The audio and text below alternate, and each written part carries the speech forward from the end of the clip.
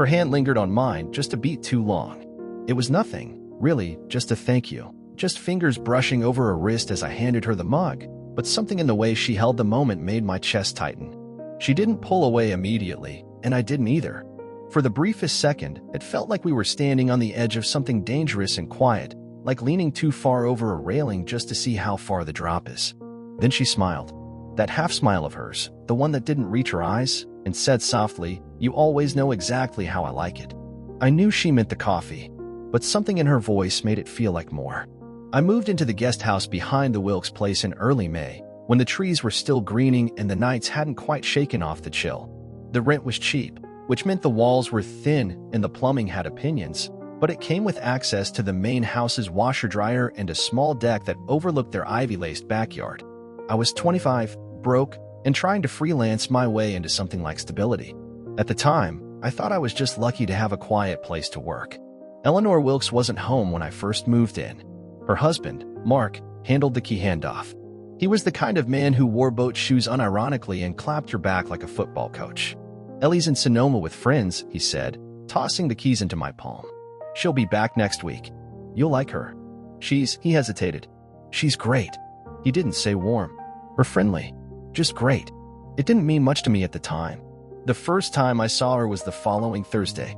I was coming back from a grocery run, balancing 2 paper bags against my chest, when she stepped out onto the back deck. She was wearing loose black slacks and a light gray sweater that hung just off one shoulder. Sunglasses covered half her face, but the rest of her was unmistakably poised, like she moved through the world with quiet precision. "Hi," she said, not unkindly. "You must be the tenant." I nodded. "Yeah, I'm Ethan." She nodded slowly, as if filing it away. "Eleanor. But everyone calls me Elle." Her voice was low, textured. The kind of voice you imagine reading poetry in dim rooms. She looked like she was in her early 40s, though there was something in the way she carried herself that made her feel older than time. Not aged, more like practiced. Like she'd learned to outlast things. We didn't talk long. Just the usual pleasantries, a few notes about trash bins and laundry times. But something about her stuck. Maybe it was how she spoke, measured but not cold. Or maybe it was how she didn't smile when most people would have. Over the next few days, we passed each other in fragments, her stepping out to water the garden while I sipped coffee on my deck, me folding laundry in the shared room while she sorted wine glasses into cabinets. Always cordial, always polite, but never casual. I started learning her rhythms without meaning to. She read by the kitchen window around 10 a.m. on weekends. She walked barefoot in the garden after dark, even when the grass was cold with dew. She always made a second cup of coffee, though no one ever seemed to drink it but her. I caught myself watching, not staring, just observing, trying to understand the way she moved through space like nothing ever surprised her, like she'd already anticipated your thoughts before you had them. One morning, about 2 weeks in, I was making coffee in the shared kitchen when she walked in. Her hair was still damp, pulled back loosely. No makeup. She wore a faded white tee that clung just enough to suggest a figure, not enough to flaunt it. She stepped beside me, close enough to feel the heat of her skin, and reached for a mug on the shelf above my head. I moved instinctively to help, and our hands met the same handle at once. It was just a touch, but it felt charged, like static before a storm. She didn't pull away immediately. Instead, she looked at me, really looked. Her expression unreadable, her eyes a color somewhere between slate and storm clouds. "You make good coffee," she said quietly. "Thanks," I replied, trying to sound unaffected. "I like the ritual of it." That made her smile faintly. Rituals are comforting. And then she took the mug and stepped away, like the moment hadn't happened at all. But I stood there, frozen for a breath too long, hands still hovering near the empty space where hers had been. That was the morning I realized this wasn't going to stay simple. I didn't see her for 3 days after that morning in the kitchen. Not really. Just the back of her head as she moved through the house, the light flick of her hand as she pulled a shawl over her shoulders before stepping outside. She left early some mornings, came home late others. Once, I heard her laugh in another room, low and quick, on the phone, probably. It sounded foreign. Not because it wasn't beautiful, but because I hadn't earned it. I told myself it didn't matter, that I wasn't waiting to hear her steps past my door, or see that small curve of her back as she bent to tie the laces on her boots. But I was. I absolutely was. I buried myself in edits, in deadlines I didn't care about, in coffee that didn't taste quite right without her quiet approval. And then, Saturday morning came. I was outside on the deck, laptop open, pretending to work, when I saw her again. She was in the garden, kneeling in the damp grass, pulling weeds from between the herbs. Her sleeves were pushed up, and there was a smudge of soil across her cheek. She looked softer, somehow, less composed, more human. When she noticed me watching, she didn't look away. "Beautiful morning," she called up. "Yeah," I said, standing awkwardly. "You need help with that?" She tilted her head, like she was surprised I offered. "If you want to," she said. "I won't say no." I joined her. She handed me a trowel and pointed at a patch of overgrown thyme. We worked side by side, the silence not awkward but full. Birds chirped from the trees above. Somewhere, a neighbor was playing old jazz through open windows. After a while, she spoke. "This used to be my sanctuary," she said, gesturing around the garden. "Before Mark and I stopped speaking in the mornings. Before the quiet stopped feeling peaceful." I didn't answer right away. I didn't want to say something too light or too heavy. "Still feels peaceful to me," I said eventually. She gave a faint smile. "That's because you don't know the history rooted in the soil." We worked a while longer before she stood and dusted her hands off. Her knees were dirty. I didn't expect her to sit on the stone bench next to the garden bed, but she did, and then she patted the space beside her. I sat down, careful not to sit too close. She glanced at me. "Do you always stare when you think someone isn't watching?" I swallowed. "I don't. I wasn't trying to make you uncomfortable." "You didn't." Her voice was quiet. "I just noticed. You observe. Not like most men your age. You are quieter." "I guess I just like to understand people," I said. "Or try to." She looked ahead at the rose bushes. "And what do you think you've understood about me?" The question sat between us like a live wire. I could have deflected, joked, but I didn't. "You move like someone who's used to hiding how tired they are," I said slowly. "You're careful with silence. You listen more than you talk. And I think you miss being surprised." I didn't mean to say all of it. But once it was out, I didn't take it back. Her face didn't change right away. She blinked once. Then a small, breathless laugh slipped through her lips. "That's unsettlingly accurate," she said, almost to herself. "You see too much, Ethan." I looked down at my hands. "I'm sorry." "No," she said quickly. "Don't be. It's rare, being seen." There was a stillness after that. Not a pause in conversation, something deeper.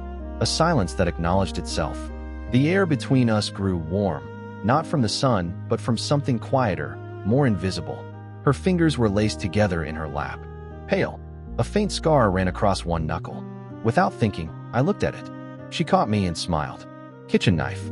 12 years ago." I nodded. "It suits you." That made her laugh again. "How does a scar suit anyone?" "It makes you real," I said. "Not curated. Not perfect. Just lived in." Her smile faded, but her eyes stayed on me. And for a second, I thought she might say something reckless. Something irreversible. But then she stood. "I should get back inside," she said. "Mark's flying home tonight." Of course.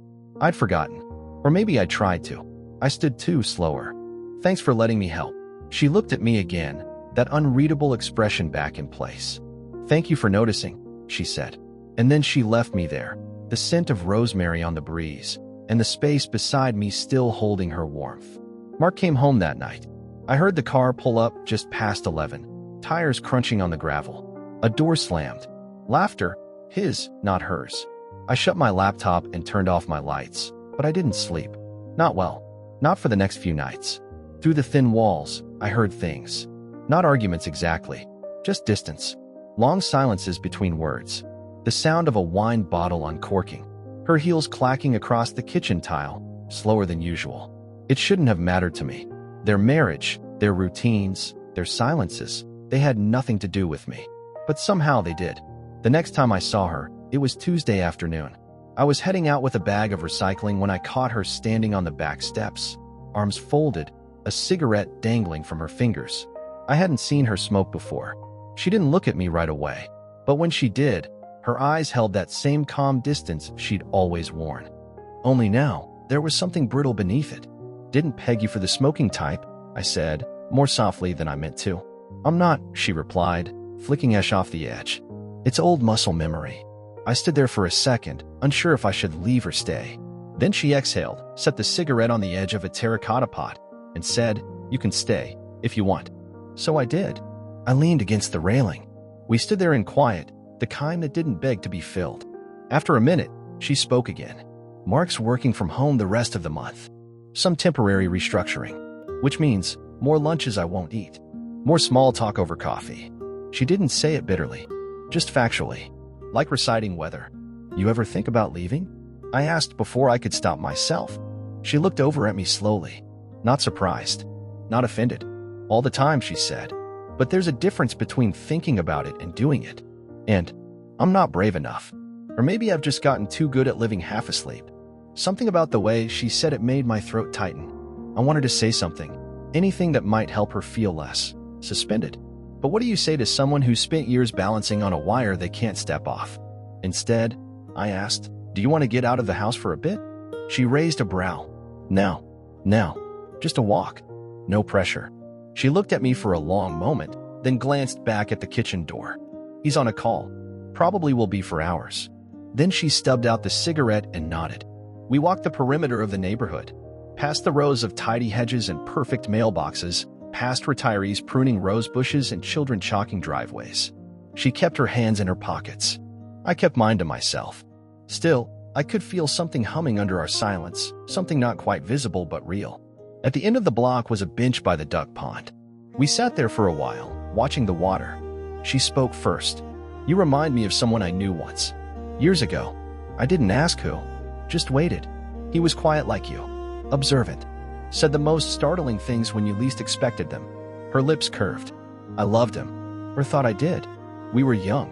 He moved to Barcelona. I married someone else. Do you regret it?" I asked. She was quiet for a while. "I regret not choosing discomfort sooner," she said finally. "I thought safety would feel like love. I was wrong." I nodded. I didn't know what else to do. She looked at me then, fully, like she was seeing me for the first time in weeks. "Why did you ask me to walk?" I shrugged. "Because you looked like you needed to breathe." That pulled something out of her, a laugh, quiet and sharp-edged. "You're dangerous, Ethan."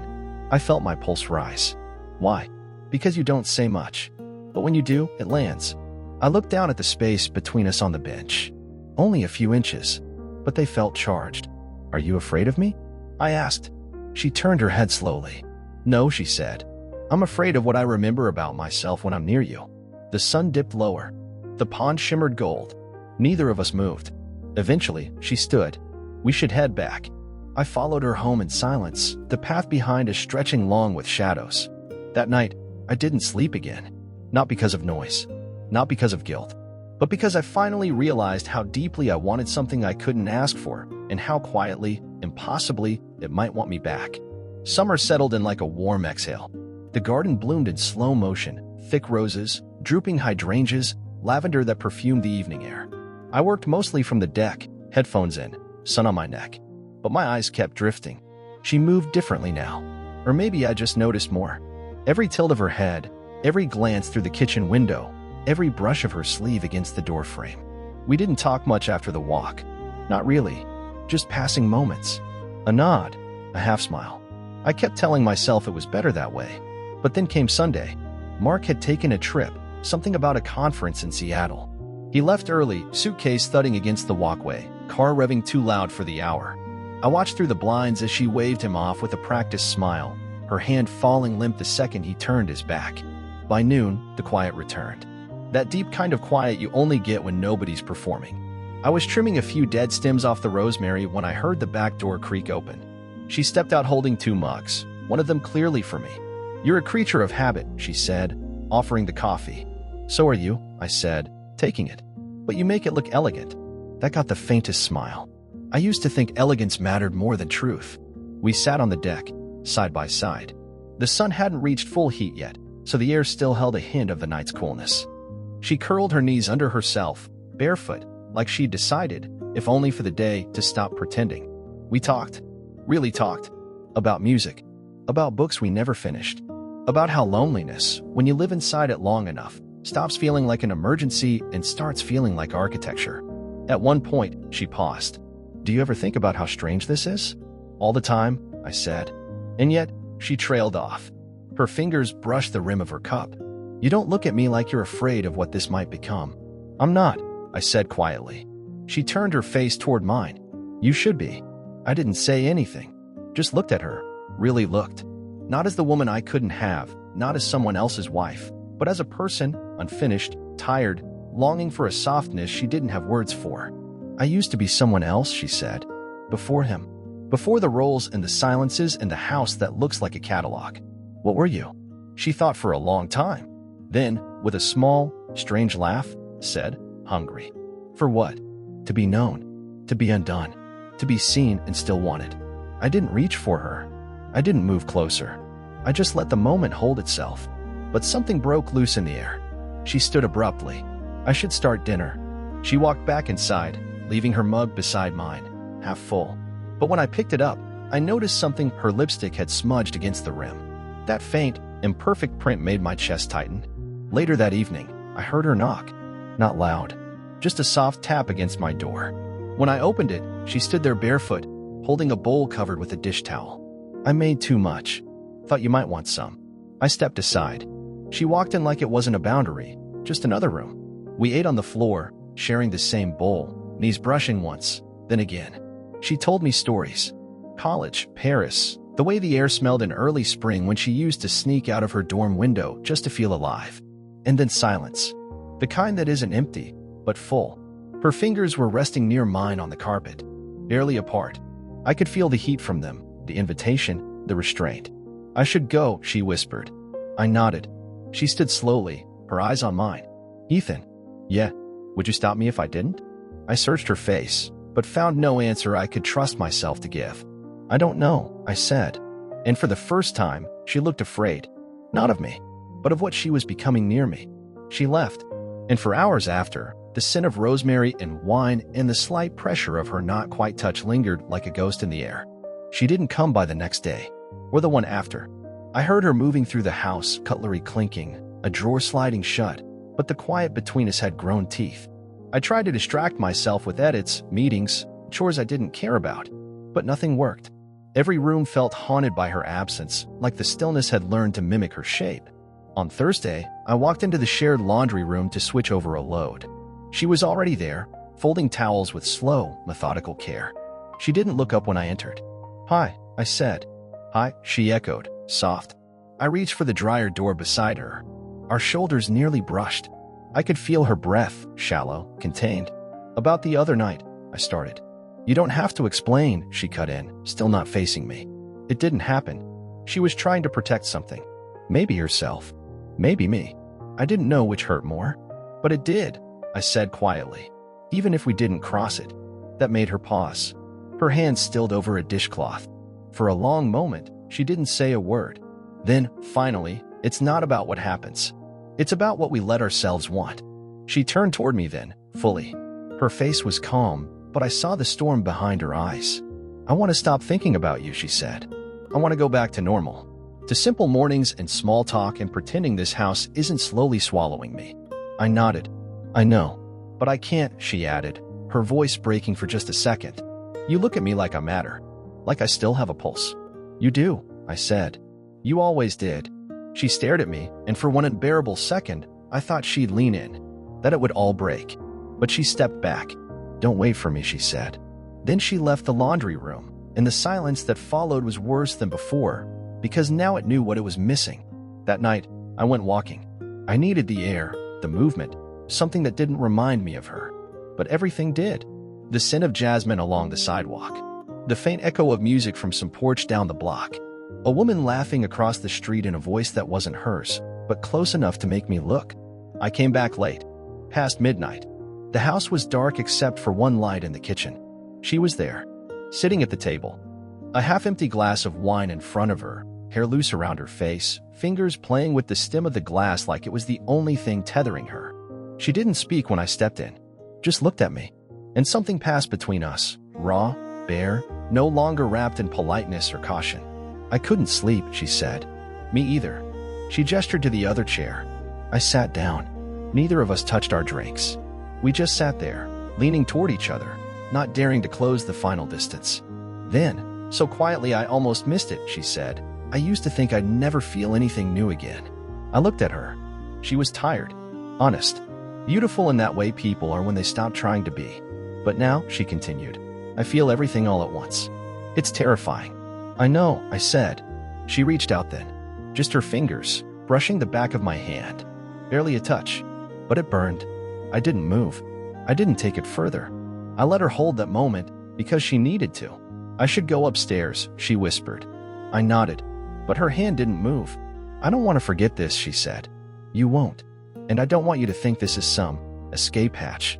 It isn't, I said. It's just a moment. But it's real. She pulled her hand back slowly. And then she stood. Good night, Ethan. Good night, Elle. And she left me there, again. But this time, I understood. She wasn't walking away. She was making room for the fall. It rained the next morning. One of those slow, deliberate drizzles that hushes the world. The garden sagged under the weight of it, petals drooping, rosemary dark with moisture. From my window, I watched droplets race each other down the pane. I didn't work. I didn't move much at all. She didn't come downstairs. Not for coffee. Not for anything. The house felt hollow. By mid-afternoon, the silence grew too heavy. I grabbed my jacket and stepped outside, letting the rain soak into my sleeves as I crossed the yard toward the main house. I didn't knock. I just stood beneath the overhang, staring at the door like it might open on its own. It didn't. I was about to turn back when I saw her, through the window, curled on the living room couch, legs tucked under her, sweater pulled over her hands.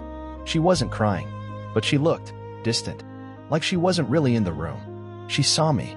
Our eyes met, and for the first time, she didn't look away. I waited. Then she rose slowly, came to the door, and opened it just enough for her voice to slip through. I thought I told you not to wait. You did. Then why are you here? Because not waiting doesn't mean not caring.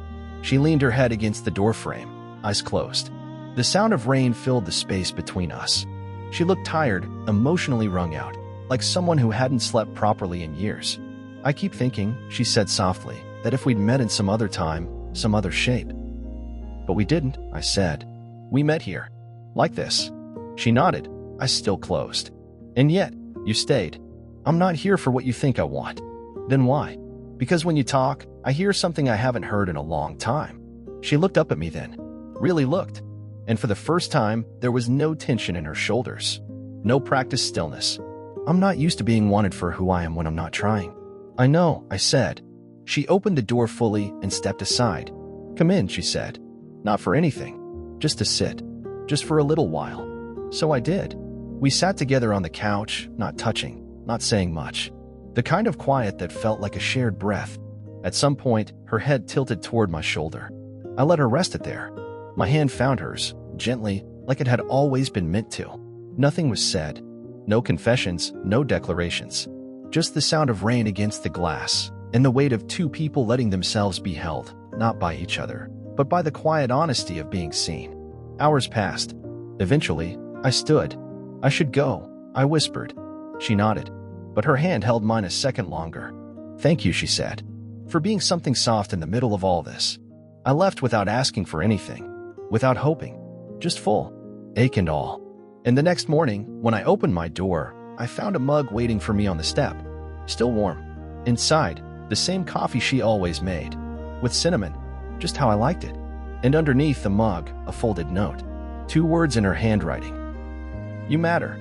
It wasn't a promise. It wasn't a beginning, but it was real. And that was enough.